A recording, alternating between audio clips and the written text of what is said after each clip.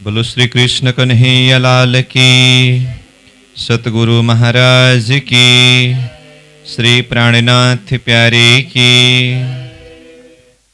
आनंद कंदम प्रभुदेव चंद्रम ब्रजेश रूपेण पुरापि जातम प्रवेश्य प्राप्तं प्रिय प्राणनाथं परेश पूर्णं सततं नमामि।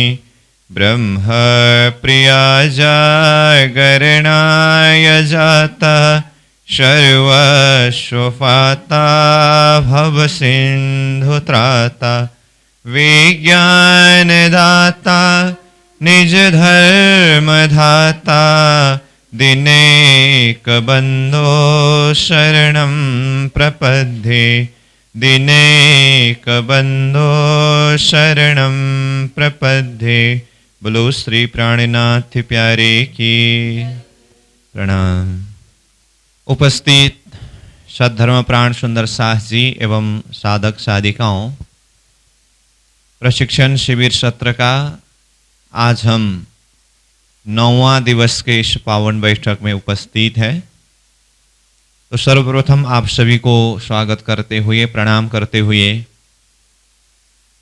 8 दिन पहले से ही जिस विषय के ऊपर हम निरंतर चर्चा करते आ रहे हैं उसी विषय को आगे बढ़ाएंगे। तो हम चर्चा कर रहे थे धर्म शब्द का व्याख्या प्रसंग में ध्री प्लस म धर्म। ध्री मतलब अपने आप को जानना, तो अपने आप को जानना मतलब मैं आत्मा स्वरूप हूँ, तो आत्मा को जानना। और आत्मा को जानने का मतलब आत्मा को रूप से नहीं गुण से जान सकते हैं।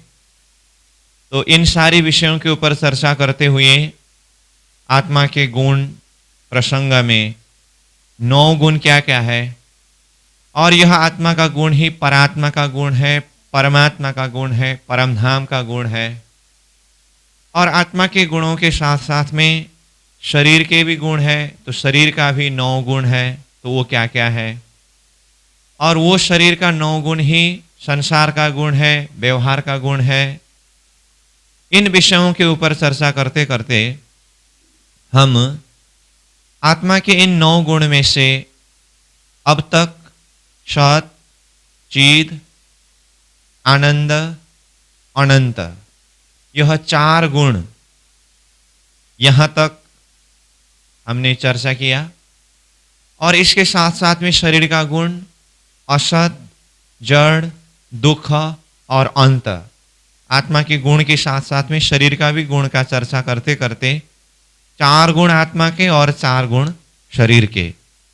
तो कल हम आनंद के विषय में और साथ में अनंत के विषय में चर्चा कर रहे थे, और इसी आत्मा के गुण के प्रसंग को निरंतर आगे बढ़ाते हुए आज हम आत्मा के 5वां गुण अद्वैत गुण और शरीर का जो 5वां गुण है द्वैत गुण, यहाँ से विषय वस्तु को आगे प्रस्तुत करने जा रहे हैं। तो आत्मा का जो गुण है, ये सब 9 गुण क्या क्या है वो तो हमने पहले दिन के प्रसंग में ही चर्चा करके आए हैं। तो आत्मा के जो 5वां नंबर गुण है ये अद्वैत, और साथ में जो शरीर का गुण है, शरीर का गुण 5वां नंबर में ये अद्वैत का उल्टा है द्वैत। आत्मा अद्वैत है, शरीर द्वैत है। आत्मा अद्वैत किस तरह से है और शरीर द्वैत किस तरह से है, इसको चर्चा करने से पहले सर्वप्रथम हमें यह जानना होता है द्वैत का अर्थ क्या है, अद्वैत का अर्थ क्या है। तो यहां आत्मा के लिए अद्वैत शब्द प्रयोग किया और शरीर के लिए द्वैत शब्द प्रयोग किया। तो ये अद्वैत मतलब एक दिली अथवा एक ही, एक भाव होना, अथवा अद्वैत शब्द को और सहजता से समझने के लिए पहले हम द्वैत के विषय में अगर बातें करें तो फिर उसका उल्टा अद्वैत। इन गुणों के विषय में चर्चा करते समय दोनों में से हम सहजता के साथ में जिस गुण को समझ सकते हैं उसको पहले समझ करके फिर दूसरा गुण जो है उसका ऑपोजिट है उस हिसाब से भी समझ सकते हैं। तो पहले हम देखें, अब आत्मा के अद्वैत को समझने से भी शरीर के द्वैत को समझना हमें और सहज पड़ेगा। शरीर का द्वैत समझना मतलब पहले से हम चर्चा करते आ रहे हैं, शरीर का गुण, संसार का गुण, व्यवहार का गुण वो एक ही है। कहने का अर्थ शरीर का गुण भी द्वैत है, संसार का गुण भी द्वैत है और व्यवहार का गुण भी द्वैत है। तो द्वैत मतलब दो अथवा एक से अनेक, अलग अलग, ये है द्वैत। जैसे दिन और रात ये द्वैत है, दो है। अमीर और फकीर ये द्वैत है, ये अलग अलग है। सुख और दुख ये द्वैत है। जन्म और मृत्यु ये द्वैत है। ऐसे ही जितने भी अलग अलग ये द्वैत है। तो ये तो मैंने द्वैत को समझने के लिए दो अथवा अलग अलग अथवा अनेक, तो ये द्वैत है। अद्वैत मतलब अद्वैत, जहां पर द्वैत नहीं है, अलग अलग नहीं है। अलग अलग नहीं है मतलब एक ही है। तो वो एक ही को ही, जैसे अब आत्मा, परात्मा, परम धाम, परमात्मा का गुण एक ही करके बोल रहे हैं। परम धाम के भाषा में अगर कहूं तो उसी को एक दिली शब्द प्रयोग किया है, उसी को बाहेदत शब्द प्रयोग किया है। चाहे बाहेदत कहे चाहे एक दिली कहे, वो अद्वैत भाव है। तो अब परम धाम के प्रसंग में अद्वैत भाव का व्याख्या तो आगे हम विस्तार से समझेंगे, चर्चा करेंगे, परंतु अभी हम आत्मा के गुण के विषय में चर्चा कर रहे हैं। तो आत्मा को हम अद्वैत रूप में किस तरह से समझें और शरीर को द्वैत रूप में किस तरह से समझें, इसके लिए भी हम वही उदाहरण के माध्यम से ही समझ सकते हैं।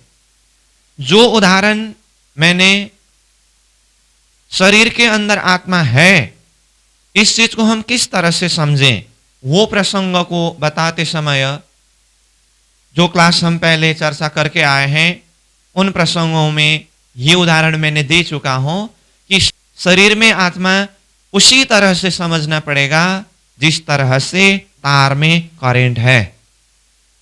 तो ये द्वैत और अद्वैत को समझने के लिए भी मैं वही उदाहरण प्रसंग को यहां फिर से जोड़ना चाहता हूं। पहले तो हमने ये कहा द्वैत मतलब अलग अलग और अद्वैत मतलब एक ही। तो इसको समझने के लिए मैंने उदाहरण के लिए फिर विषय को उठाया हूं, तार में करंट। पहले हम उदाहरण के द्वारा समझें द्वैत और अद्वैत को। जैसे द्वैत मतलब दो अथवा अलग अलग, अनेक। देखिए पहले की बात है, क्योंकि एक ही बात को फिर मैं यहां पर दोहराऊं तो समझने में और सहज पड़ेगा। मैंने पहले कहा था करंट का होने से ये बत्ती जल रहा है, माइक बज रहा है, पंखा चल रहा है, तो ये मैंने उदाहरण दिया हूं। तो मैं इसी चीज को फिर यहां पर ये द्वैत और अद्वैत का प्रसंग में जोड़ना चाहता हूं। जैसे माइक के द्वारा आवाज आ रहा है और पंखा के द्वारा हवा आ रहा है। आवाज आना और हवा आना ये कार्य बिल्कुल ही अलग अलग है कि नहीं? और बल्ब के द्वारा रोशनी, प्रकाश, उजाला ये आ रहा है। तो पंखा से हवा आना, बल्ब के द्वारा उजाला, प्रकाश आना, ये कार्य बिल्कुल ही अलग है कि नहीं? कार्य को देखते समय माइक के द्वारा आवाज आना, पंखा के द्वारा हवा आना, बल्ब के द्वारा लाइट आना, रोशनी आना, प्रकाश आना, ये कार्य बिल्कुल ही अलग है। ये अलग अलग कार्य होना, कार्य रूप में देखते समय ये अलग अलग रूप दिखाई देना अथवा होना ही ये द्वैत है। परंतु ये सब द्वैत कार्य का मूल शक्ति पावर क्या है? करेंट। जब हम करेंट को देखेंगे तो करेंट अद्वैत है। करेंट अद्वैत है। कैसे? वो माइक को शक्ति प्रदान करने वाला भी करेंट ही है, बल्ब को शक्ति प्रदान करने वाला भी करेंट ही है, पंखा को शक्ति प्रदान करने वाला भी करेंट ही है। वो करेंट में कोई भिन्नता नहीं है, वो एक ही शक्ति है। करेंट में हमारा दृष्टि पहुंचे तो वहां हम एक शक्ति का रूप दर्शन कर सकेंगे, तो वही अद्वैत है। जब उसके द्वारा संचालित जो ये वस्तु अलग अलग कार्य रूप में दिखाई दे रहा है, ये द्वैत है। करेंट अद्वैत और इसके द्वारा जो अलग अलग कार्य हो रहा है, ये द्वैत। मैंने उदाहरण के द्वारा बताया। अब इसका सिद्धांत रूप देखिए। इसके द्वारा हमें समझना है कि आत्मा अद्वैत और शरीर द्वैत। और आत्मा अद्वैत मतलब उदाहरण में हमने जो करंट शब्द लिया, पहले से हमने ये करंट को आत्मा के साथ में तुलना करते आ रहे हैं। अब ये करंट अद्वैत और करंट के द्वारा जो अलग अलग कार्य हो रहा है वो द्वैत करके जिस तरह से उदाहरण में हमने चर्चा किया, अब हमारा शरीर में ये द्वैत गुण किस तरह से दिखाई देता है और आत्मा में वो अद्वैत गुण अथवा अद्वैत भाव किस तरह से दिखाई देता है, अब हम इसको चिंतन करेंगे। अब शरीर में 5 ज्ञानेंद्रिय है, 5 कर्मेंद्रिय है, अंतःकरण है, ये भी हमने पहले चर्चा कर चुके हैं। 5 ज्ञानेंद्रिय क्या क्या है? श्रवण, त्वचा, नेत्र, रसना, नासिका। और इसका अपना ही विषय है। 5 ज्ञानेंद्रिय का विषय क्या क्या है? शब्द, स्पर्श, रूप, रस, गंध। और 5 कर्मेंद्रिय वाक, पाणी, पाद, उपस्थ, पायु। और इसका विषय अपना ही है, जैसे बोलना, लेना देना, आना जाना, रति और मल त्याग। ये कर्मेंद्रियों का विषय है। और इसके साथ में जो 4 अंतःकरण है, मन, बुद्धि, चित्त, अहम। मन का विषय क्या है? संकल्प, विकल्प। ये शायद पहले नहीं बताया है, अभी बता रहा हूं, फिर बाद में बैराट का प्रसंग में भी आएगा। ये मन का विषय है संकल्प, विकल्प। और बुद्धि का विषय है निश्चय। चित्त का विषय है चितवन। और अहम का विषय है ममता। तो ये 5 ज्ञानेंद्रिय, 5 कर्मेंद्रिय, 4 अंतःकरण, ये सब का अपना अपना विषय है। तो इन इंद्रियों के द्वारा जो भी कार्य हो रहा है, ये सारा कार्य सभी इंद्रियों का अलग अलग कार्य है। तो इंद्रियों को देखेंगे हम तो इंद्रियों में द्वैत दिखाई देता है। इंद्रिय कहने का मतलब इंद्रिय शरीर में है ना, हम शरीर का गुण द्वैत विषय में बात कर रहे हैं ना, तो इंद्रिय कहते ही इंद्रिय शरीर में है। तो जैसे इंद्रियों में से एक इंद्रिय हुआ आंख, एक इंद्रिय हुआ कान। आंख का काम क्या है? देखना। कान का काम क्या है? सुनना। अब देखिए, देखना और सुनना ये अलग अलग कार्य है कि नहीं? तो ये अलग अलग कार्य होना ही द्वैत हुआ। और नाक का काम क्या है? नासिका का काम सुगंध लेना। तो कान का सुनना और नाक के द्वारा सुगंध लेना कार्य अलग अलग है कि नहीं? तो ये इंद्रियों के कार्य को देखते समय सब क्या दिखाई देता है? द्वैत दिखाई देता है। जैसे मैंने 1-2 इंद्रिय के कार्य के विषय में कहा, इसी तरह से आप सारा शरीर के कार्यों को देखिए, इंद्रियों के कार्यों को देखिए, सब में अपना अपना है, अलग अलग है, यही द्वैत है। अब देखिए आत्मा हम किस तरह से अद्वैत समझें। तो ये शरीर में जितने भी गुण अंग इंद्रिय है, अंतस्करण है, ये सबको संचालन करने वाले, ये सबको शक्ति प्रदान करने वाले वो मूल शक्ति कौन है?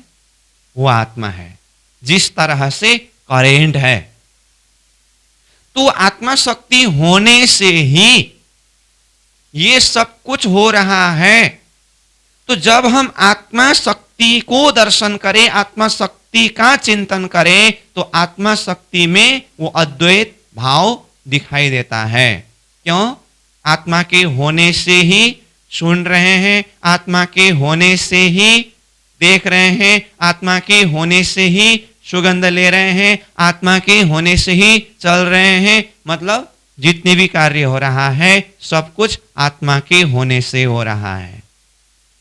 जब हम आत्मा शक्ति को इस तरह से देखेंगे, चिंतन करेंगे, तो सब कुछ कराने वाले मूल शक्ति ही आत्मा शक्ति है। जैसे करेंट के विषय में कहा, तो इस तरह से हमें आत्मा को एक अद्वैत शक्ति के रूप में समझना होगा, जानना होगा, अथवा आत्मा अद्वैत शक्ति है। और जब हम शरीर को देखेंगे तो शरीर में द्वैत है। इसीलिए प्राणनाथ जी ने क्या कहा? यही शरीर का द्वैत और आत्मा का अद्वैत गुण को ही अगर महामती प्राणनाथ जी के शब्द में कहूं तो प्राणनाथ जी ने कहा, आत्म सहुनी एक दिशे जुजविते दिशे देह। क्या कहा? आत्म सहुनी एक दिशे। अब तक मैं जो बोल रहा था वो तो हमने एक शरीर का अलग अलग इंद्रियों का द्वैत कार्य के हिसाब से देखा, परंतु सारा जगत में प्रकृति में देखे, सारे जो देहधारी प्राणी को देखिए, उन देहधारी प्राणियों में देह दृष्टि से देखेंगे तो अलग अलग दिखाई देता है। देह दृष्टि मतलब शारीरिक दृष्टि से, बाह्य नजर से देखें तो अलग अलग रूप में दिखाई देता है। तो ये अलग अलग होना अथवा अलग अलग दिखाई देना ही ये क्या है? द्वैत है। किसको देखने से द्वैत दिखाई दिया? शरीर को देखने से। परंतु जितने भी देहधारी प्राणी है, उस देह को संचालन करने वाला मूल शक्ति सबके अंदर क्या है? आत्मा शक्ति है। तो वो आत्मा दृष्टि से अगर देखें तो सब में वो आत्मा एक ही शक्ति विद्यमान है। तो एक ही शक्ति बोलना ही ये अद्वैत है। सारा ब्रह्मांड में जितने भी देहधारी प्राणी, सबके अंदर वो चेतन तत्व है। प्राणनाथ जी ने क्या कहा? 5 तत्व, छठी आत्म, शास्त्र सबों का ये मत। 5 तत्व, छठी आत्म, शास्त्र सबों का ये मत। सारा ब्रह्मांड के जितने भी शास्त्र है उसका सार तत्व इतना ही है, 5 तत्व। 5 तत्व कहने से हम पहले से बात करते आ रहे हैं। शरीर जो है, शरीर में 5 तत्व है, आकाश, वायु, अग्नि, जल, पृथ्वी। और ये 5 तत्व के शरीर को संचालन करने वाले छठी तत्व आत्मा तत्व है। तो देखिए 5 तत्व और छठी आत्म, शास्त्र सबों की ये मत। तो 5 तत्वों के शरीर को देखेंगे तो अलग अलग वर्ण, अलग अलग जाति, अलग अलग धर्म, अलग अलग रूप, ये विविधता दिखाई देता है। और यही विविधता का नाम ही द्वैत है। जब हम आत्मा दृष्टि से देखेंगे तो वो अद्वैत है। तो मैं प्राणनाथ जी की चौपाई की बात कर रहा था, आत्म सहुनी एक दिशे, आत्म सहुनी एक दिशे, वो एक ही अद्वैत है। जुजे बीते दिशे देह, शरीर अलग अलग दिखाई देता है, वही द्वैत है। समझ में आ रही है बात? हम तुम एक वतन के, अपनी रूह नहीं दोए। प्राणनाथ जी ने यह भी कहा, हम जितने भी हैं, हम तुम एक वतन के, एक ही वतन, वतन मतलब घर, परमधाम के, रूह है, आत्मा है, अपनी रूह नहीं दोए, हम दो नहीं है।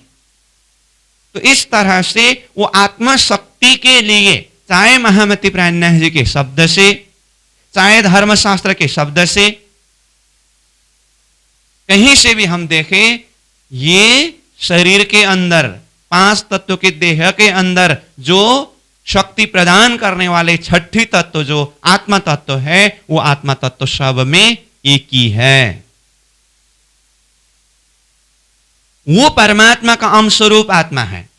हम पहले भी बात कर रहे थे, परमात्मा अंशी है तो ये आत्मा शक्ति अंश रूप है, उसमें कोई अंतर नहीं है। इसी को क्या कहा, ईशावास्य उपनिषद में क्या कहा, ईशावास्यमिदं सर्वं यत्किंच जगत्याम जगत तेन त्यक्तेन भुंजीथा मा गृधः कस्य शुद्धनम। ईशावास्यमिदं सर्वम,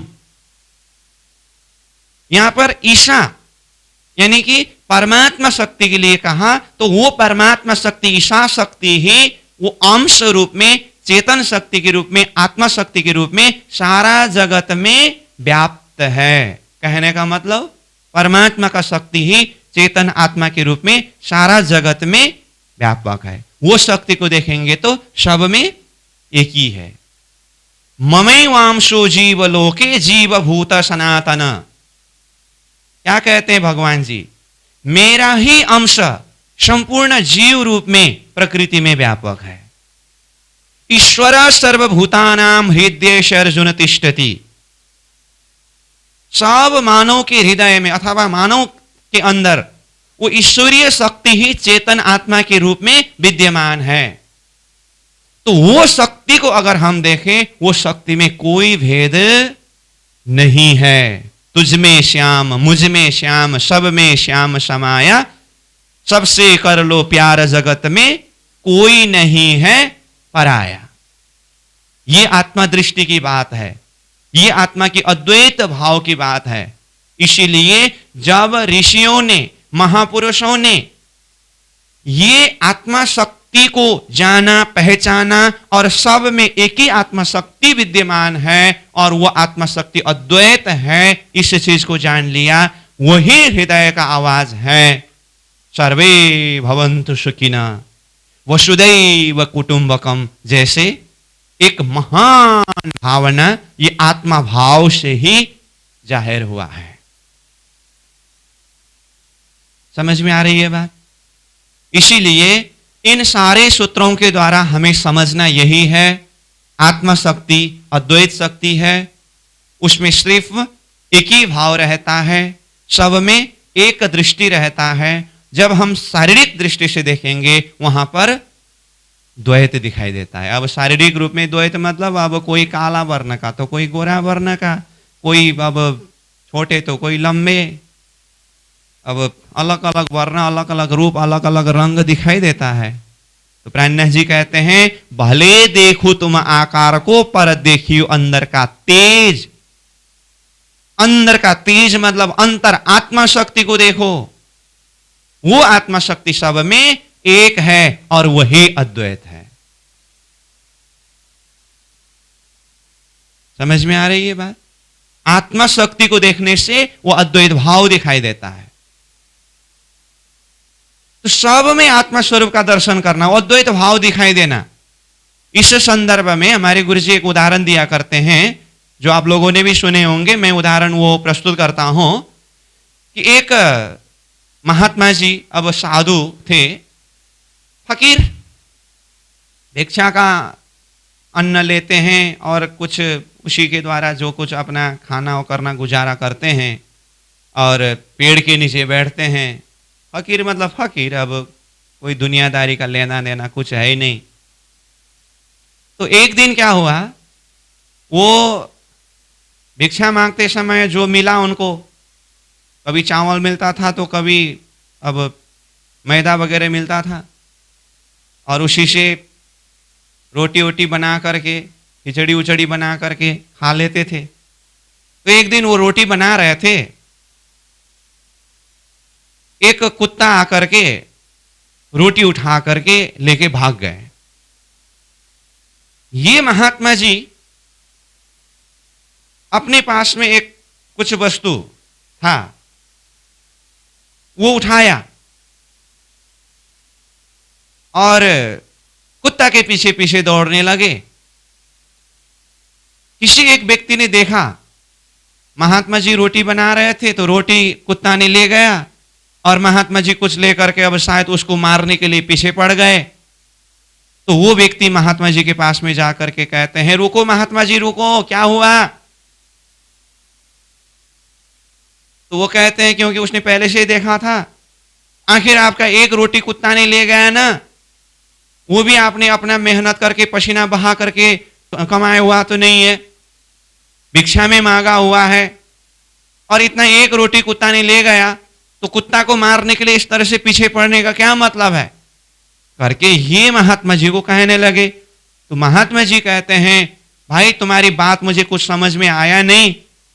मेरे नारायण जी ने यानी कि भगवान जी ने आकर के रोटी लेकर के गए, परंतु मैंने वहां पर घी नहीं लगाया था, इसीलिए भगवान जी जो रोटी लेकर के गए वो रोटी में घी लगाने के लिए मैं ये घी का डिब्बा लेकर के जा रहा हूं। कहने का अर्थ, अब ये महात्मा जी को क्या कहेंगे? पागल कहेंगे। साधारण दृष्टि से देखेंगे तो पागल कहेंगे। कुत्ता को भगवान देख रहे हैं ये, परंतु वो महात्मा जी की दृष्टि शरीर को देख करके नहीं, वो अंदर की चेतना को, अंदर की शक्ति को देख करके बात कर रहे हैं। अंदर शक्ति को जब देखा तो वो बाह्य देह से सामने वाला को कुत्ता देखने पर भी वो अंदर शक्ति के हिसाब से वो उसके अंदर भी भगवान देख रहे हैं। और रोटी बना रहे थे, आकर के ले गए, घी नहीं लगाया था तो घी लगाने के लिए वो डिब्बे में घी लेकर के दौड़ रहे हैं। ये दृष्टि को साधारण लोग समझ नहीं सकेंगे। अभी मैं ये उदाहरण को प्रस्तुत करते हुए भी आपके मन में कुछ कमेंट भाव आ रहा होगा कि कैसे महात्मा कुत्ता में भी भगवान बोल रहे हैं। ये आत्म दृष्टि की बात है, ये चर्म चक्षु बाह्य दृष्टि से दिखाई नहीं देता है। इसके लिए दूसरा उदाहरण मैं देना चाहता हूं जो शास्त्र से ही है, श्रीमद् भागवत में ही उल्लेख किया हुआ प्रसंग है, और इस चीज को महामती प्राणनाथ जी ने वाणी में भी प्रस्तुत किया है। ब्रह्मा जी के ब्रह्म सभा में 4 सनकादिकों ने ब्रह्मा जी को प्रश्न पूछा, मन और जीव सजातीय है या विजातीय है? ब्रह्मा जी अब जवाब दूं तो मानसिक पुत्र है ब्रह्मा जी के ये 4 सनकादि। पुत्र हुआ तो क्या हुआ, 4 सनकादि कोई साधारण ज्ञानी नहीं है। सजातीय कहूं अथवा एक ही है करके कहूं तो फिर क्रॉस क्वेश्चन पूछ सकते हैं, कैसे? विजातीय कहूं तो भी क्रॉस क्वेश्चन पूछ सकते हैं, कैसे? ब्रह्मा जी का काम तो ज्ञान उपदेश देना नहीं है, उनका काम तो सृष्टि विस्तार करना है। इसीलिए अब ब्रह्मा जी ने क्या किया, भगवान विष्णु जी का ध्यान किया। भगवान विष्णु जी को जब पता चला, अरे अब इसका जवाब देने के लिए मुझे जाना तो पड़ेगा, लेकिन जाकर के सीधा सीधा अगर जवाब दूं तो फिर प्रश्न पूछने वाले कोई साधारण नहीं है। जवाब देते समय भी प्रश्न पूछने वाले का लेवल भी देखना होता है, सनकादिक है, कहीं से भी घुमा फिरा करके कई प्रश्न पूछ सकते हैं और जवाब भी देना है। तो भगवान जी ने क्या किया, भगवान जी हंस रूप धारण करके आए और इन सनकादिकों के मन को खींच लिया भगवान ने अपने में। और जैसे ही सनकादिकों के मन को खींचा तो सनकादिकों के साथ में अब क्या रहा, आत्मा दृष्टि ही रहा। आत्मा दृष्टि से जब देखा तो सामने में साक्षात भगवान दिखाई दिया और चारों सनकादिकों ने साष्टांग प्रणाम किया। जैसे ही प्रणाम करके उठते उठते हंस रूप में आए हुए भगवान ने जो पहले मन खींच दिए थे वो मन को वापस छोड़ दिया। जैसे सनकादिकों के अंदर वो मन फिर से प्रवेश हुआ और देखा तो सामने में फिर सनकादिकों को क्या दिखाई दिया, हम स्वरूप दिखाई दिया। तब पूछते हैं हमने किसको प्रणाम किया, आप कौन हो? भगवान जी ने उस समय में क्या कहा, पहले क्या देख करके प्रणाम किया और अभी क्या देख करके पूछ रहे हो? फिर भी मैं कहता हूं ये श्रीमद् भागवत में वर्णित प्रसंग है और महामती प्राणनाथ जी ने वाणी में भी इस प्रसंगों को वर्णन किया है। तो इसका आशय क्या है, भगवान आए थे तो हंस रूप में और आकर के जैसे सामने में प्रकट हुए सनकादिकों ने पहले क्या देखा, भगवान देखा। भगवान देखा मतलब वो अंदर की शक्ति को देखा, इसलिए साष्टांग प्रणाम किया। और जैसे ही भगवान ने फिर मन को वापस कर दिया, मानसिक दृष्टि से अथवा बाह्य दृष्टि से जब फिर से देखा तो क्या दिखाई दिया? बाह्य शरीर को देखा, चोंच भी दिखाई दे रहा है, पूंछ भी दिखाई दे रहा है, मतलब बाह्य आकार को देखा, बाह्य रूप को देखा। बाह्य रूप तो हंस रूप में था। सनकादिक ने हंस रूप में आए हुए भगवान को आत्मा दृष्टि से देखते समय बाह्य रूप को नहीं देखा, भगवान को देखा और साष्टांग प्रणाम किया। तो फिर ये फकीर, ये महात्मा जी, वो रोटी ले जाने के अंदर शक्ति भगवान को देख करके, भगवान जी आकर के रोटी ले गए, घी नहीं लगाया था करके दौड़ना कि महात्मा जी ने गलत किया। बाह्य दृष्टि से देखने वाला को कुत्ता दिखाई दिया, परंतु ये महात्मा जी ने अंतर्दृष्टि से देखा, आत्मा भाव से देखा, तो अंदर कौन सा शक्ति दिखाई दिया? भगवान का शक्ति दिखाई दिया। सनकादिकों के सामने में जब भगवान हंस रूप में आ सकते हैं, तो ये महात्मा जी के सामने में कुत्ता रूप धारण करके भगवान नहीं आ सकते। इसीलिए भले देखो तुम आकार को, पर देखियो अंदर का तेज। वो अंदर शक्ति को देखना होगा।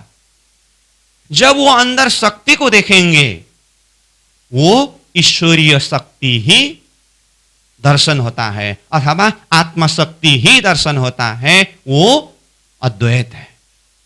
जब बाह्य रूप को हम देखेंगे, शारीरिक दृष्टि से हम देखेंगे, उसमें तो किसी को कुत्ता दिखाई देगा, किसी को हंस दिखाई देगा, किसी को क्या दिखाई देगा, किसी को क्या दिखाई देगा। यही क्या है? यही द्वैत है। समझ में आई बात? और वही सनकादिकों की बात से मैं थोड़ा सा किनारा लगा देता हूं। इसका मतलब सनकादिकों के मन भगवान जी ने जब खींच दिए थे, उस समय में अंतरात्मा ने सामने में आत्मा शक्ति को, यानी कि ईश्वरीय शक्ति को, ब्रह्म शक्ति को देखा। और जब मन को वापस कर दिया, जब मानसिक दृष्टि से देखा, तो फिर सामने में बाह्य रूप को देखा। इसका अर्थ हम अपने अंतर आत्मा दृष्टि को खोल करके अगर आत्मा दृष्टि से देखेंगे, तो सामने में अंतर आत्मा शक्ति को दर्शन कर सकेंगे। जब हम वो आत्मा दृष्टि तक न पहुंच करके बाह्य इंद्रिय दृष्टि और मानसिक दृष्टि से हम जब देखेंगे, तब सामने में रूप का दर्शन होगा। तो इसीलिए मैं बार बार बोल रहा हूं, सबसे पहले हमें अपने आप को आत्मा स्वरूप में जानना पड़ेगा, मानना पड़ेगा और उसमें होना पड़ेगा। इन आत्मा के गुणों के ऊपर हम चर्चा कर रहे हैं ना। मैंने पहले भी कहा हूं, फिर भी कहता हूं, यह कोई कथा का विषय नहीं है।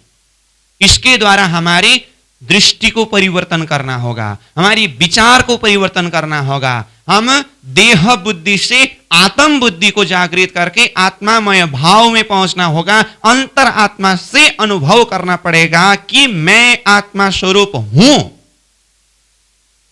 और मेरा स्वभाव ही वो अद्वैत है। तो इसके लिए हम कुछ सूत्रों के माध्यम से चिंतन करने का प्रयास कर रहे हैं। तो फिर आइए प्रसंग में, आत्मा अद्वैत है और शरीर द्वैत है।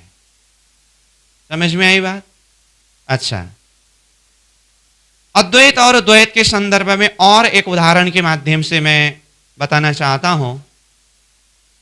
जैसे दुल्हन के श्रृंगार में बहुत सारे आभूषण होते हैं ना, नाक में लगाने वाला आभूषण, कान में लगाने वाला आभूषण, अब सिर में लगाने वाला आभूषण, गला में लगाने वाला, हाथ में, अब कहां कहां पैर में, बहुत सारे आभूषण होते हैं। और अलग अलग अंगों में, अलग अलग इंद्रियों में लगाने वाले आभूषण का डिजाइन भी अलग अलग है। डिजाइन मतलब रूप भी अलग अलग है और उसका नाम भी अलग अलग है। परंतु वो सारे आभूषण तत्वतः किसका है? स्वर्ण, सोने का, गोल्ड। अब विचार करिए, अगर कान में लगाने वाला आभूषण को और नाक में लगाने वाला आभूषण को रूप में और नाम में देखें तो ये द्वैत है या अद्वैत है? द्वैत है, क्योंकि कान में लगाने वाला आभूषण का नाम अलग होता है, नाक में लगाने वाला आभूषण का नाम अलग होता है और उसका आकार भी अलग होता है। गला में लगाने वाला का नाम और आकार अलग होता है। अलग अलग आकार और अलग अलग नाम को देखते समय ये द्वैत है। सारे आभूषण अलग अलग नाम से हैं, अलग अलग रूप से हैं। वो नाम और रूप को देखेंगे तो ये द्वैत है। परंतु अगर हम दृष्टि ये सारे आभूषण का नाम और रूप से अंदर जाकर के तत्व का दर्शन करें कि आखिर ये सारे आभूषण किसका है? सोने का है। सोना में अगर हमारा दृष्टि पहुंच जाए तो सोना तो एक ही है ना। चाहे कान में लगाने वाला आभूषण बनाया हो वो भी सोना का ही है, नाक में लगाने वाला आभूषण बनाया हो वो भी सोने का ही है, गला में लगाने वाला बनाया हो वो भी सोने का ही है, पैर में लगाने वाला बनाया हो वो भी सोने का ही है। दृष्टि अगर सोना में पहुंच जाए तो उसमें कोई विविधता नहीं है, कोई भेद नहीं है। सोना अद्वैत है। उसके द्वारा जो आभूषण बनाया है वो द्वैत है। वो सोना में दृष्टि पहुंचाना मतलब हमारे अंदर का जो मूल तत्व आत्मा शक्ति में अगर हमारी दृष्टि पहुंच जाए तो आत्मा शक्ति अद्वैत है। और शरीर क्या है? द्वैत है। शरीर द्वैत है मतलब वो सोना के द्वारा अलग अलग आभूषण बने थे, उसका नाम उसका रूप अलग अलग है। और एक उदाहरण दूं, एक मां रोटी बनाने के लिए आटा गूंथ रही थी। एक बच्चा आकर के वो आटा का थोड़ा सा हिस्सा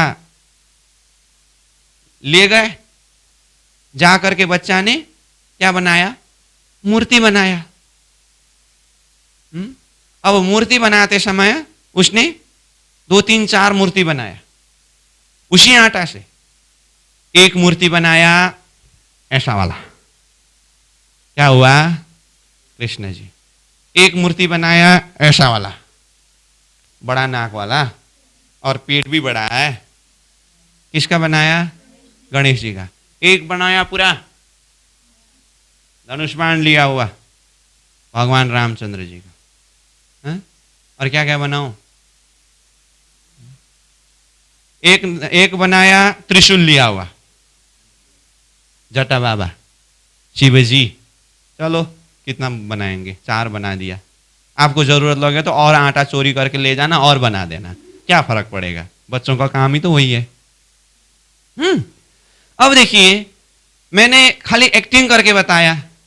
ऐसा कहा, आप लोगों ने क्या कहा? कृष्ण जी का कहा। हमने ऐसा कहा, आप लोगों ने क्या कहा? गणेश जी का कहा। हमने ऐसा कहा, आपने क्या कहा? भगवान रामचंद्र जी का कहा। त्रिशूल वाला ही कहा हमने, आपने क्या कहा? शिव जी का कहा। इसका अर्थ अब शिव जी और राम जी एक ही है? अलग अलग है ना। मूर्ति को देखेंगे तो एक मूर्ति बांसुरी वाले कृष्ण जी दिखाई दे रहा है, एक मूर्ति धनुष बाण वाले भगवान रामचंद्र जी दिखाई दे रहा है, एक मूर्ति सूंड वाले गणेश जी दिखाई दे रहा है, एक मूर्ति त्रिशूल वाले भोले बाबा जी दिखाई दे रहा है, डमरू वाले। ये रूप को देखेंगे तो भगवान रामचंद्र जी, भगवान श्री कृष्ण जी, भगवान शिव जी, भगवान गणेश जी, रूप अलग अलग हुआ, नाम अलग अलग हुआ। ये रूप अलग अलग होना, नाम अलग अलग होना ही द्वैत है। क्यों? शरीर का आकार दिखाई दिया ना। रूप मतलब वो शरीर, उस आकार में, वो फॉर्म में देखते समय अलग अलग रूप में दिखाई दिया, अलग अलग नाम में दिखाई दिया। तो यही तो क्या है? द्वैत है।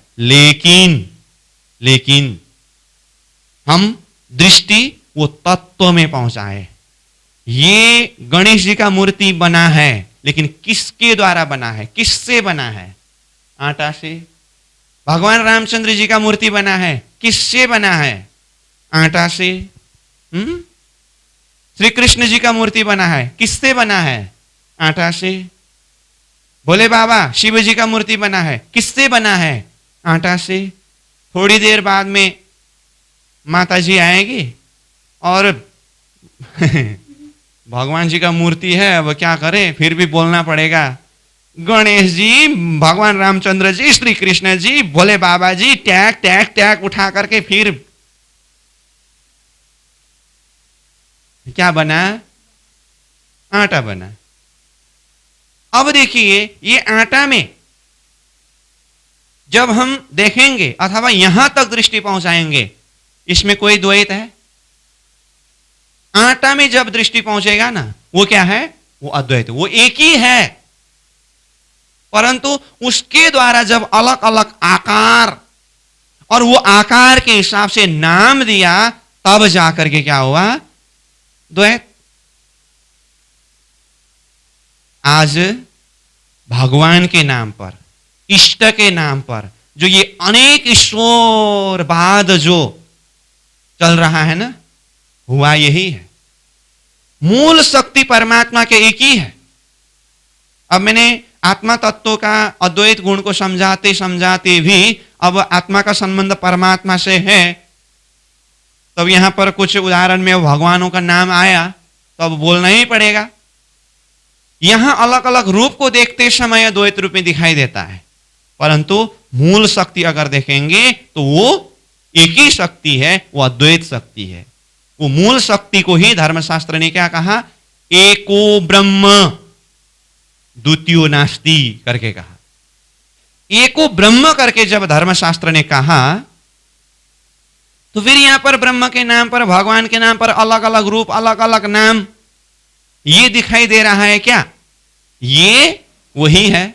हम मुझे बोलना ही पड़ेगा। बच्चा ने अलग अलग मूर्ति बनाया, ऐसे ही अपने अपने सोच के हिसाब से भगवान को अलग अलग रूप में, अलग अलग नाम में खड़ा किया।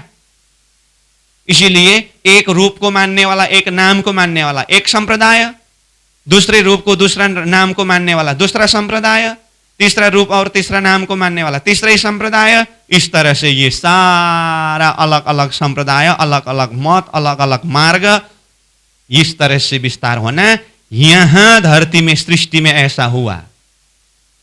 क्योंकि जब सृष्टि ही द्वैत का बना हुआ है, शरीर, संसार, व्यवहार सब द्वैत है और बुद्धि द्वैत का हुआ है, इसलिए वो द्वैत बुद्धि ने द्वैत ही खड़ा कर दिया। इसीलिए यहां पर भगवान को भी क्या कर दिया? बटोरा करा दिया।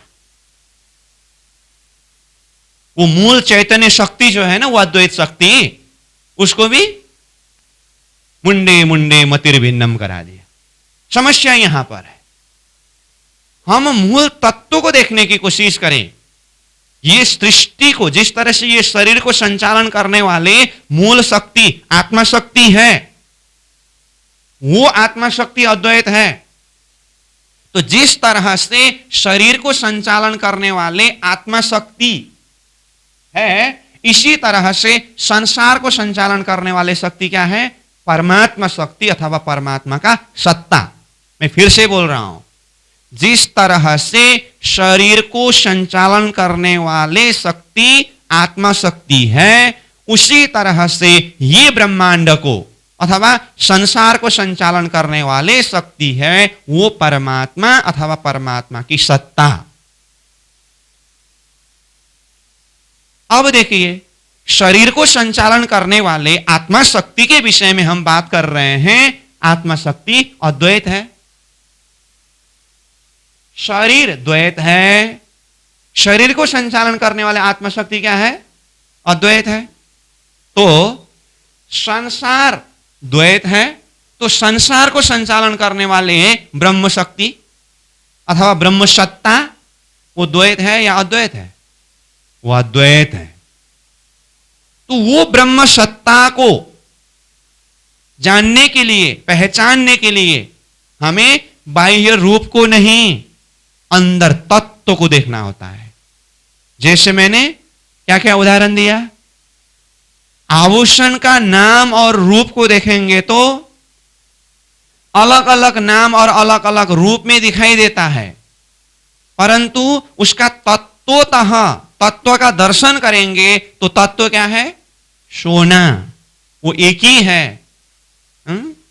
वो बच्चा ने मूर्ति बनाया था, मूर्ति का रूप देखेंगे और नाम देखेंगे तो अलग अलग रूप में है, अलग अलग नाम में है, द्वैत है, लेकिन उसका तत्व क्या है? वो आटा, उसको देखेंगे तो एक ही है। इसी तरह से शरीर को संचालन करने वाले जो शक्ति, आत्मा शक्ति, वो एक ही है। जैसे उदाहरण में हमने करंट एक है करके कहा, ऐसे संसार को संचालन करने वाले ब्रह्म शक्ति अथवा ब्रह्म सत्ता वो एक ही है। उसी एक शक्ति ही अद्वैत शक्ति है। अद्वैत वो एक ही है, उसमें दो है ही नहीं, अनेकता है ही नहीं।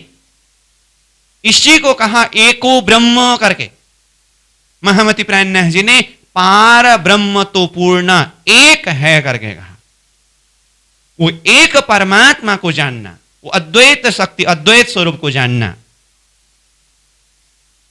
ये आत्मा दृष्टि के द्वारा ही संभव है। जैसे मैंने पहले कहा, सनकादिकों को जब भगवान जी ने मन को खींचा तो सामने में क्या देखा? भगवान देखा। जब मन को वापस कर दिया तो बाह्य रूप को देखा। हम ये नाम रूप के पीछे लड़ते झगड़ते उलझते हैं ना, क्यों? हम बाह्य दृष्टि से देखते हैं। जब अंतर आत्मा शक्ति को जागृत करके वो आत्मा दृष्टि से जब हम देखेंगे ना, तत्क्षण हमें क्या दर्शन होगा? वो अद्वैत शक्ति, परमात्मा शक्ति का दर्शन होगा, क्योंकि आत्मा के माध्यम से वो परमात्मा शक्ति को दर्शन करना होता है। तो ये अद्वैत गुण के विषय में हम बार बार चर्चा कर रहे हैं। आत्मा का गुण है, परात्मा का गुण है, परमात्मा का गुण है, परमधाम का गुण है। इसीलिए देखिए, ये आत्मा का मूल स्थान जब ये सृष्टि ही नहीं था, कल हम अनंत गुण के विषय में चर्चा करते समय भी थोड़ा कुछ प्रसंग इसमें जुड़ गया है। आत्मा अनंत है। अनंत मतलब ये सृष्टि ही जब नहीं था तब भी आत्मा परमात्मा के पास में है। अब ये सृष्टि एक दिन अंत हो जाएगा, तब भी आत्मा परमात्मा के पास में रहेगी। इसका मतलब वो परमात्मा का धाम का नाम ही परम धाम है। परमात्मा परम ज्योति, परम धाम परागति, सर्व वेदांत सारोहम, सर्वशास्त्र सुनिश्चित करके परमात्मा रहने का स्थान जो है उसे परम धाम शब्द प्रयोग किया है। तो वो परम धाम में वो ब्रह्म शक्ति अथवा परमात्मा शक्ति के साथ में ये आत्मा की जो लीला है, इस लीला प्रसंग में महामती प्राणनाथ जी ने जब वर्णन किया है, वो वाणी के अंदर परमधाम की लीला, जो अष्टप्रहर लीला करके वर्णन किया, ये बहुत गहरी प्रसंग है। फिर भी आप जान सकते हैं, जो पहली बार ये बात को सुन रहे हैं, अगर ये नई बात जैसे लगे तो फिर भी चिंता करने की कोई जरूरत नहीं है। मैं बार बार बोल रहा हूं, ये विषय वस्तु निरंतर आगे बढ़ते बढ़ते जो भी विषय वस्तु हम यहां प्रसंग में उठा रहे हैं, आगे आप ध्यान से श्रवण करते जाइए, मनन करते जाइए। आप चाहो न चाहो तो भी समझ में आएगा, ये गारंटी है। लेकिन कंटिन्यूटी चाहिए, निरंतरता चाहिए। समझ में आई बात? तो वो जब ब्रह्मधाम की लीला के विषय में वर्णन करते समय, हमारा जो सेवा पूजा पद्धति है ना, सेवा पूजा पद्धति में वो ब्रह्मधाम की लीला को वाणी के माध्यम से जाहिर किया है। दोपहर में जब परमात्मा श्री राज जी को भोग लगाते हैं, तो अद्वैत लीला, जो आत्मा की लीला को किस तरह से वर्णन किया। एक ले चले शाक कटोरी, तापे छीन ले चली दूसरी, तीन थे झूठ ले चली तीसरी, चौथे वापे तेले दौड़ी, जो कदी छीना लेत है जिन पे, पर रोष न काहू किन पे। ये ब्रह्मधाम की लीला है। इसका मतलब क्या है? इसका अर्थ क्या है परब्रह्म परमात्मा अक्षरातीत धाम धनी स्वरूप को जब आत्मा समुदाय रसोई आरोगाने की लीला करते हैं तो उस समय में एक सखी वो शाक का कटोरी लेकर के प्रियतम धनी परमात्मा के पास में जाने लगते हैं तो दूसरे सखी आकर के छीन लेती है और वो लेकर के जाती है, और उसके हाथ से फिर तीसरे सखी आकर के छीन करके भाग जाती है, उसके भी हाथ से चौथे सखी छीन करके भाग जाती है। यहां संसार में अगर ऐसा हुआ तो क्या होगा अब बताइए। बड़े बड़े जो पारायण वगैरह होते हैं ना, अब रसोई चौक में भोजनालय में सुबह से लेकर के पूरा मेहनत करके तैयार करने वाले एक टीम हो, और गुरुजन आकर के रसोई ग्रहण करने के लिए विराजमान हो गए, और पिरोसने वाले भी वहां अलग है। एकदम थाली उठा करके ले आने वाले और सामने में रखने वाले दूसरे ही वहां पर सामने में खड़ा हो जाए। उसके दूसरे दिन भोजनालय में गुरुजन जब जाएंगे ना, या तो ऐसे ही उठ के जाना पड़ेगा तो प्रतीक्षा करना पड़ेगा। क्यों? वो आकर के बनाएंगे ना, हम इतना मेहनत करके तैयार किया और वहां थाली पहुंचाते समय तो आ गए वो। अगर जैसे तैसे वो कार्यक्रम में डिस्टर्ब ना हो, इधर उधर करके थोड़ा सा वो कोई इधर उधर करते हुए भी संभल करके काम करे, तो भी कार्यक्रम पूरा होने के बाद अब देखना पड़ेगा। कार्यक्रम पूरा होने के बाद तो सब तो अपने अपने तरफ चले जाते हैं, वो समीक्षा बैठक बैठते हैं ना, अब वहां पर देखना पड़ेगा। बाप रे। उसी में भी थोड़ा सा अगर भाव से अगर हो तो उसमें कोई प्रॉब्लम नहीं रहता है। उसमें भी हर जगह में ऐसा होगा ही मैं गारंटी देकर के नहीं कहूंगा, फिर भी मैक्सिमम ये घटना घटती है। क्यों? ये संसार है। परंतु ब्रह्मधाम की लीला के संदर्भ में क्या कहा? एक सखी के हाथ से दूसरे सखी छीन लेती है, दूसरे सखी के हाथ से तीसरे सखी छीन लेते हैं। सखी मतलब आत्मा को सखी शब्द से तारतम्य भाषा में कहते हैं। आप जानते ही है, अगर तारतम्य भाषा पहली बार सुन रहे हो तो भी वो ब्रह्मधाम में आत्मा समुदाय को सखी शब्द के द्वारा बताया है। और तीसरे सखी के हाथ से अथवा तीसरे आत्मा के हाथ से चौथी आत्मा छीन लेती है, और परमात्मा के पास में पहुंचते समय न जाने किसके हाथ से पहुंचता है। उसमें अब प्रण्य जी कहते हैं, जो कदी छीना लेता है जिन पे, पर रोष न काहू किन पे। इसमें रीस राग द्वेष भावना नहीं है, क्योंकि वो आत्मा समुदाय की लीला है। वो जब कभी भी अद्वैत भाव में ही तटस्थ रहता है। जब देह भाव में उतरेंगे तब जाकर के ये द्वैत खड़ा होता है। वो ब्रह्मधाम की अद्वैत लीला की बात है। ये तो हुआ ब्रह्मधाम की अद्वैत लीला की बात, आत्मा भाव की बात। मैं यहां पर हमारे में ही वो अद्वैत भाव किस तरह से है, मैं प्रैक्टिकल उदाहरण देना चाहता हूं। वो ब्रह्मधाम की अगर बात करूं तो वो तो ब्रह्मधाम में तो होगा, यहां कैसे संभव है करके कहने लगेंगे। जब अपनत्व भाव जब आएगा ना, जहां पर यहां पर भी प्रैक्टिकल हम वो अद्वैत भाव को अनुभव कर सकते हैं। कैसे? अब सुनिए उदाहरण। मैं अपने में घटा करके बात करने वाला हूं। अब देखिए, हमारा मुंह में जीवा है और मुंह में दांत भी है। जीवा और दांत शरीर का अलग अलग इंद्रिय है कि नहीं? ये दोनों का अलग अलग कार्य है कि नहीं? रूप में देखेंगे तो भी अलग अलग है, नाम में देखेंगे तो भी अलग अलग है, कार्य को देखेंगे तो भी अलग अलग है। क्या क्या? जीवा और दांत।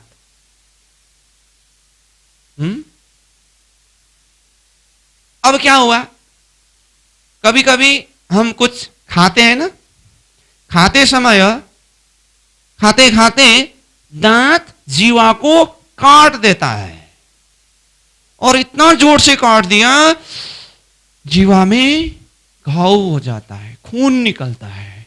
जीवा को कितना दर्द होता है।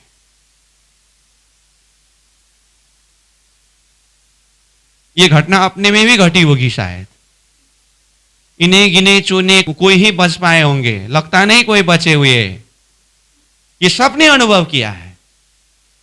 अब उस समय में विचार करिए आप, कभी भी कहीं भी अपने मन में, विचार में, चिंतन में, सोच में ये विचार आया कि ये दांत ने जीवा को इस तरह से काट दिया, तो अब मैं डॉक्टर के पास में जा करके ये दांत को उखाड़ करके फेंक दूंगा करके आपने जीवा का पक्षधर होकर के दांत को उखाड़ करके फेंकने का था वो बदला की भावना को कभी अपने विचार में आने दिया? आने दिया? नहीं दिया। क्यों नहीं दिया? क्योंकि हमने ये मान लिया है, ये स्वीकार कर लिया है कि जीवा भी मेरा ही शरीर का अंग है और दांत भी मेरा ही शरीर का अंग है, दोनों मेरा है। समझ में आई बात? मेरा है, मेरा ही अंग है। जब ये मान लिया ना, अब कभी भी बदला का भाव आता ही नहीं। उल्टा हम ये सोच लेते हैं कि खाते समय थोड़ा सा होश संभल करके खाना होगा। समझ में आई बात? तो देखिए, यही है अद्वैत। दांत ने जीवा को काटा, जीवा को इतना दर्द भी हुआ, फिर भी दांत उखाड़ने का अथवा बदला का भावना नहीं है। क्यों? हमने मान लिया है ये मेरा ही अंग है। जब अपनत्व भाव आया, यहां पर अद्वैत का दर्शन हुआ कि नहीं हुआ? ऐसे ही शरीर का ही दूसरा अंग, ये घटना सिर्फ दांत और जीवा में ही नहीं घटती है। नाखून लंबा लंबा हुआ हो, हमारा तो छोटा ही है, नाखून लंबा लंबा हुआ हो तो कभी कभी नहाते समय, जल्दीबाजी में इधर उधर करते समय अपने ही शरीर का स्किन को काट देता है नाखून। अब उस समय में ये नाखून, ये स्किन को काटने वाला, तेरे को मैं जोर से उखाड़ करके फेंक दूंगा करके नाखून को बिल्कुल जोर से उखाड़ करके फेंकने का अथवा नाखून को बदला लेने का भावना कभी अपने विचार में, कभी अपने मन में आया है? नाखून पालने का शौक जिसका है वो कभी नाखून काटने का सोच भी नहीं लेता है। हाँ, कभी कभी ऐसा होता है, अब थोड़ा व्यस्त होने से, इधर उधर होने से, अब नाखून काटने का थोड़ा वो देरी हुआ था, थोड़ा लंबा हुआ हो तो थोड़ा, अरे नाखून लंबा हुआ तो यहाँ काट दिया करके, इसको थोड़ा काटना पड़ेगा करके काटेंगे, लेकिन बिल्कुल दया भाव से, संभल करके ही काटेंगे, बदला के भाव से नहीं। नाखून भी मेरा ही अंग है और स्किन भी मेरा ही अंग है, इसीलिए वहां पर बदला का भाव नहीं है। यही है अद्वैत। इसी तरह से देखिए, इसका मतलब शरीर द्वैत का होते हुए भी, शरीर का इंद्रिय द्वैत होते हुए भी, जब हमने भावना से मान लिया सब मेरा, तो उसी के अंदर भी हम अद्वैत का अनुभव कर रहे हैं। अपना ही अंग है ना। हाँ, ये तो शरीर का अपना अंग है। अब आत्मा के अपना अंग क्या है जानते हैं? हम सारे आत्मा समुदाय तारतम्य भाषा में अगर कहो तो अक्षरातीत परब्रह्म परमात्मा श्री राज जी महाराज, अक्षरातीत श्री कृष्ण जी, उनके आह्लादिनी शक्ति आनंद स्वरूपा श्यामा जी महारानी, और उनके ही अंग स्वरूप अथवा आत्मा समुदाय हम आत्माएं, जिसको श्यामा जी ने अंग हो सुंदर साथ कहा है। हम जो सुंदर साथ आत्मा समुदाय है ना, किसके अंग है? श्यामा जी ने अंग, श्यामा जी के अंग स्वरूप है। अब देखिए, हमारा शरीर में, प्रकृति के देह में तो दांत, जीवा, स्किन, नाखून को अपना मानने से इतना अद्वैत भाव यहां देह में हम अनुभव कर रहे हैं, तो आत्मा भाव में फिर श्यामा जी ने अंग हो सुंदर साथ, श्यामा जी के अंगना स्वरूप आत्मा समुदाय में, अब स्वयं विचार करिए कहां से यहां द्वैत भाव घुसेगा? द्वैत भाव के लिए स्थान कहां है? वहां एक के कारण दूसरे में थोड़ा कुछ अगर तकलीफ हुआ जैसा भी लगे तो भी बदला का भाव यहां पर कहां है? कहीं है, कहीं नहीं है। यही है अद्वैत भाव का प्रत्यक्ष प्रमाण। इसीलिए यह आत्मा क्या है? अद्वैत है। जहां पर अपनत्व भाव आ जाता है, जैसे मैंने कहा ना, ये सारा अंग इंद्रिय मेरा है। जब मेरा के साथ में तेरा भी आता है ना, वहां पर द्वैत खड़ा हो जाता है और वहीं पर द्वंद्व खड़ा होता है। महाभारत का युद्ध देखिए किस लिए हुआ? धृतराष्ट्र जी ने क्या कहा? पहले ही द्वैत बुद्धि का पर्दा डाल दिया ना। धर्म क्षेत्रे कुरुक्षेत्रे समावेता युयुत्सव मामका, शब्द को ध्यान देकर के सुनिए, मामका पांडवश्चैव किम कुर्वत संजय। श्रीमद् भागवत गीता प्रथम अध्याय का प्रथम श्लोक। धृतराष्ट्र उवाच, संजय जी को क्या कहा? मेरा और पांडव का पुत्र क्या कर रहे हैं वो युद्ध मैदान में कुरुक्षेत्र में? क्या आया शब्द?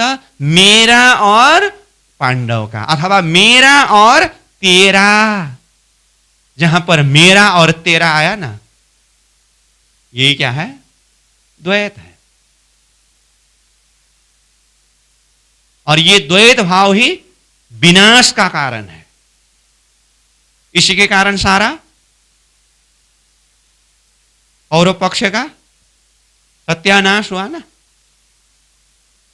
और अद्वैत भाव, ये आत्मा भाव, जिसमें वसुदैव कुटुंबकम, ये आत्मा भाव है।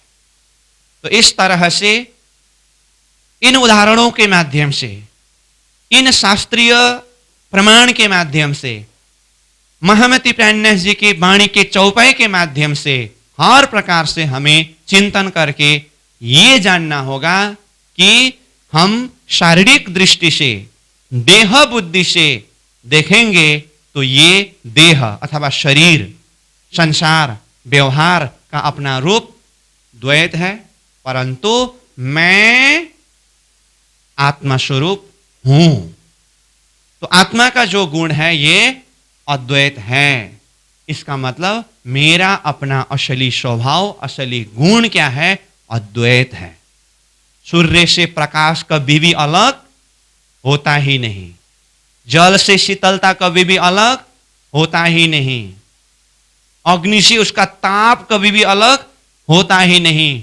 प्रकृति में सब वस्तु का अपना अपना स्वभाव है, अपना अपना गुण है, वो अपने गुण धर्म को कभी छोड़ता ही नहीं। तो मेरा अपना स्वभाव क्या है? मेरा अपना गुण धर्म क्या है? मैं आत्मस्वरूप हूं, तो मैं अद्वैत स्वरूप हूं। अद्वैत स्वरूप मतलब सब में एक आत्मा स्वरूप का दर्शन करना और सबके प्रति वो आत्मीय प्रेम का भाव सिंचन होना, यह अद्वैत भाव का लक्षण है। कई उदाहरण के माध्यम से हमने इस चीज को समझने का प्रयास किया, कई शास्त्रीय प्रमाण का प्रसंगों को भी कुछ प्रस्तुत किया है, और महामती प्राणनाथ जी के चौपाई के कुछ शब्द को भी कुछ सार रूप में हमने चिंतन किया है। इस तरह से हमें अपने आप को अथवा आत्मा स्वरूप को अद्वैत स्वरूप में पाना है, और ये शरीर का जो गुण है द्वैत है, इसको जान करके ये द्वैत भावना से हमें आत्मा शक्ति का अद्वैत भावना को जागृत करा करके उस स्थिति में होना है। ये अद्वैत गुण की बात हुई। तो आज का हमारा समय पूरा हुआ। फिर सेकेंड बैठक में आत्मा के अद्वैत के पश्चात छठवां गुण साकार और शरीर का छठवां गुण निराकार के ऊपर हम चर्चा करेंगे। आज के लिए यहीं पर विश्राम करेंगे। पूर्णमदः पूर्णमिदं पूर्णात् पूर्णमुदच्यते पूर्णस्य पूर्णमादाय पूर्णमेवावशिष्यते। प्रणाम।